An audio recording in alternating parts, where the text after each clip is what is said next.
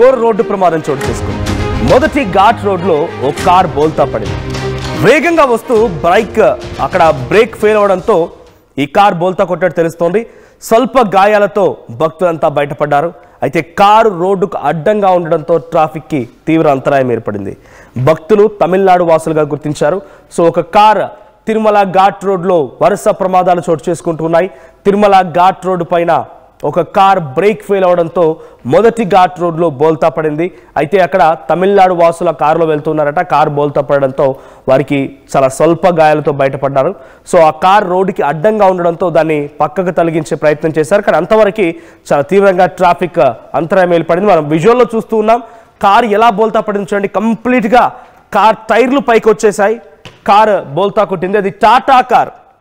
నేను ఇక్కడ ఈ కార్ బ్రాండ్ కూడా ఎందుకు మెన్షన్ చేయాల్సి వస్తుందనంటే ఇదే ప్రమాదంలో ఇంకేదైనా వేరే కార్ అయినా కూడా కొన్ని కార్లు అందరికి తెలిసిందే ఆ బ్రాండెడ్ కార్లకు సంబంధించి. సో అదేదైనా వేరే కార్ లాంటిదైనా కూడా ఈ ప్రమాదం మరింత ఎక్కువగా ఉండిపోయేది. ఏకంగా కారు నుజ్జు అయిపోయేది. కార్ అంతా కూడా ఒకే వైపుగా వేటు పడడంతో అదంతా కూడా దగ్గరికి వచ్చేసేది. ఈ ప్రమాదంలో చాలా పెద్ద ఎత్తున మరణాలు లేకపోతే గాయాలు కూడా అయ్యేవి. కానీ ఇక్కడ ఈ కార్ తలకిందులైపోయింది. కార్ టైర్లు పైకి వచ్చేసాయి.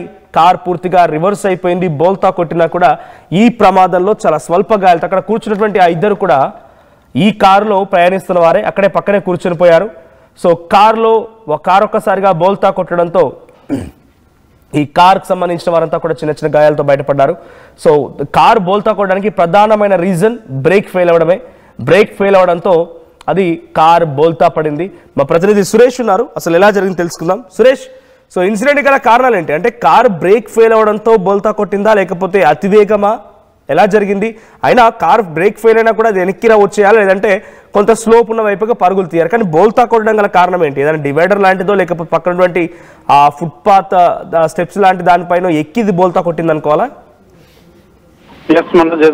మొదటి ఘాట్ రోడ్లో ఈ ప్రమాదం చోటు చేసుకుంది. వీళ్ళు బస్సులు తమిళనాడు చెందినటువంటి వారు సోమవారం దర్శనం వచ్చి తిరుగు ప్రయాణంలో ఈ యొక్క సంఘటన చోటు చేసుకుంది. అయితే పూర్తిగా అతివేగంగా రావడం, ఒకసారిగా బ్రేక్ ఫెయిల్ అవడంతో కారు నియంత్రించేందుకు సైడ్ కు ఏదైతే గేర్ల ద్వారా అతను నియంత్రించేందుకు కూడా ప్రయత్నించినట్టు తెలుస్తుంది. ఈ నేపథ్యంలోనే సైడ్ ఏదైతే డివైడ్ ఉంటుందో దాన్ని ఢీకొట్టడంతో ఒక్కసారిగా బోల్తా పడినటువంటి పరిస్థితి.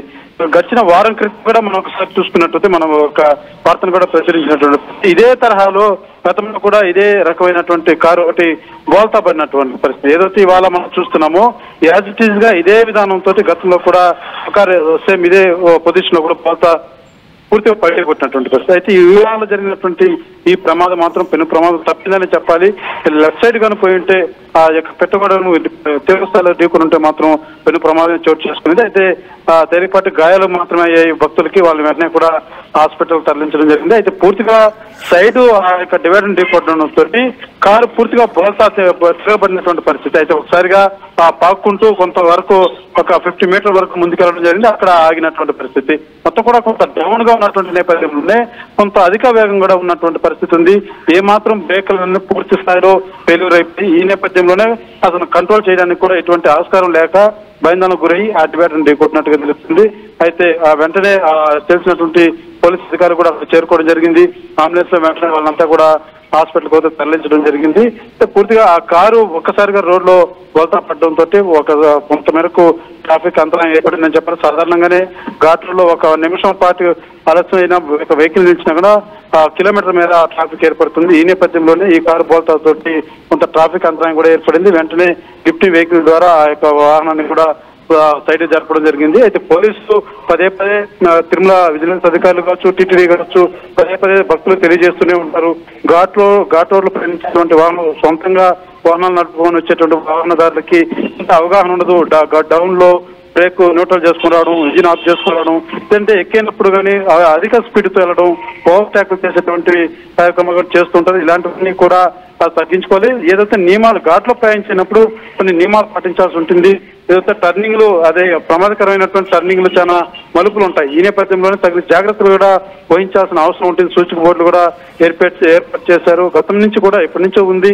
పదే చెప్తున్నా కూడా కొంతమంది మాత్రం వాళ్ళ నిర్లక్ష్య డ్రైవింగ్ కావచ్చు, అధిక వేగంతో ఈ యొక్క ప్రమాదాలు కూడా దారితీస్తుందని చెప్పాలి. అలాంటి కోవ చెందింది ఇవాళ చెందినటువంటి సంఘటన కూడా. అయితే పోలీసులు మాత్రం వెంటనే స్పందించి అక్కడికి రావడం, అంతా కూడా హాస్పిటల్ కొద్ది తరలించినటువంటి పరిస్థితి మనకి. సురేష్, అక్కడ ఆ కారులో ప్రయాణిస్తున్నటువంటి ప్రయాణికుల పరిస్థితి ఏంటి? కంప్లీట్ గా ఈ కార్ సిచ్యువేషన్ చూస్తూ ఉంటే బోల్తా పడిపోయింది, తలకిందులు అయిపోయింది.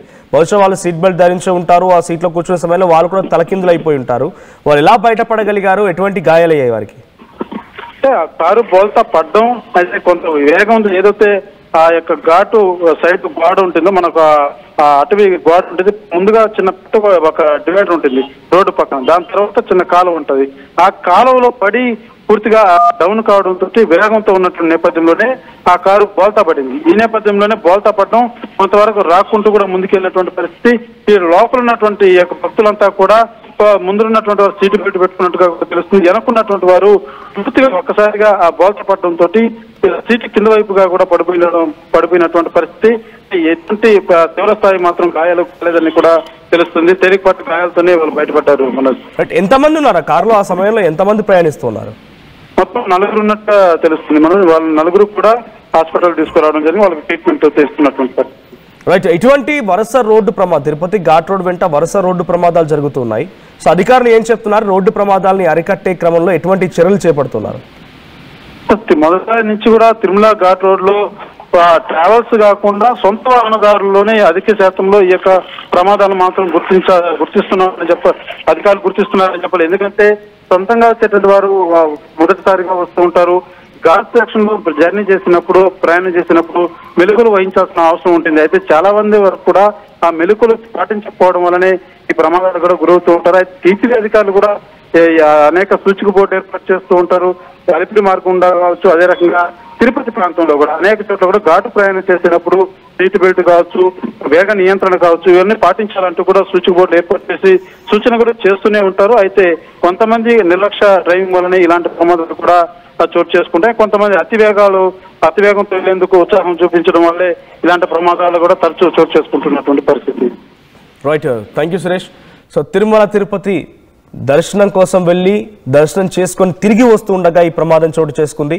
సో ఆ భక్తులు ఒక కారులో వెళ్తున్నారు, తిరుగు మార్గంలో వారందరికీ బ్రేక్ ఫెయిల్ అయిపోయింది. వాళ్ళు ప్రయాణిస్తున్న కార్ బ్రేక్ ఫెయిల్ అయిపోయింది.